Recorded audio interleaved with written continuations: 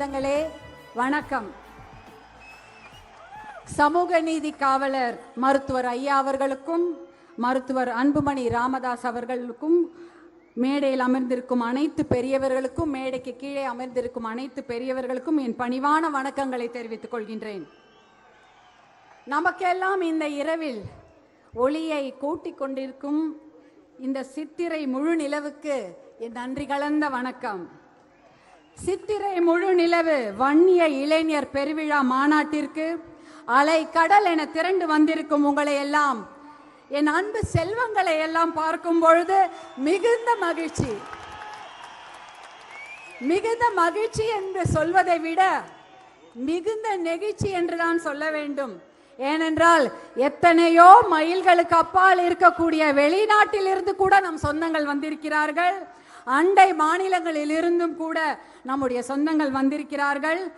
எத்தனையோ சிரமங்களை தாண்டி, வாகனங்கள் சிரமம், போக்குவரத்து சிரமம், இவற்றையெல்லாம் தாண்டி தமிழ்நாட்டில் உள்ள அனைத்து ஊர்களில் இருந்தும் வந்திருக்கும் அனைத்து சொந்தங்களுக்கும் ஒற்றுமையாக இங்கே உங்களை பார்ப்பதில் மிகுந்த மகிழ்ச்சி, அதைவிட மிகுந்த பெருமை.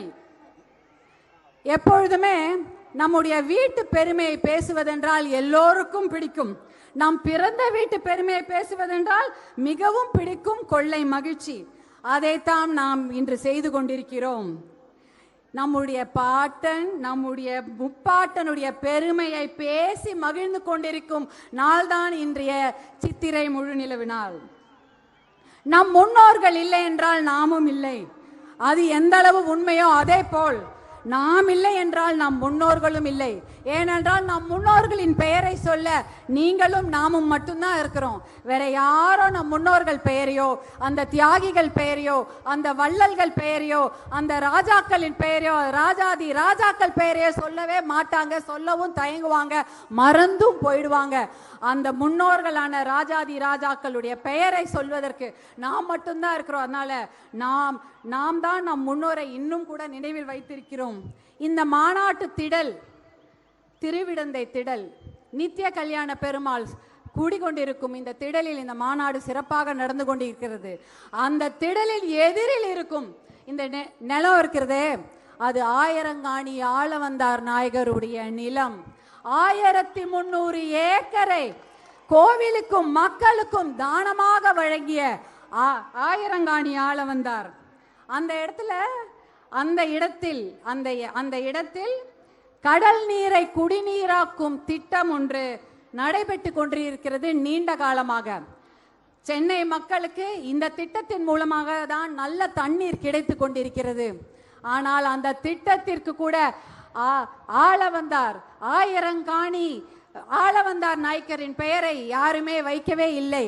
அதை கூட நாம் தான் சொல்ல வேண்டும், நாம் தான் அதை அவர்களுக்கு நினைவுபடுத்த வேண்டும். அதனால்தான் நம் முன்னோர்களின் பெருமையை பேசுவதற்கு உங்களையும் நம்மையும் தவிர வேறு யாரும் இல்லை என்று சொல்கின்றேன்.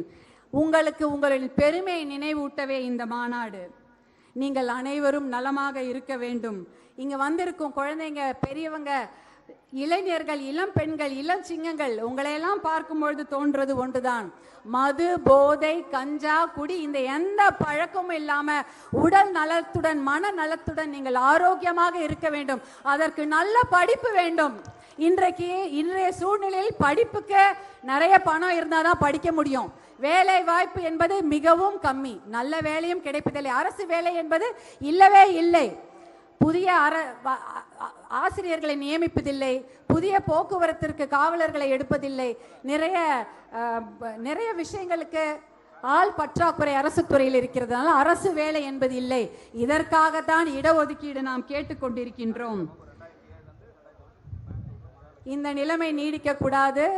நீங்கள் எல்லாம் நன்றாக படிக்க வேண்டும், நல்ல வேலையில் அமர வேண்டும், சுய தொழில் செய்ய வேண்டும்.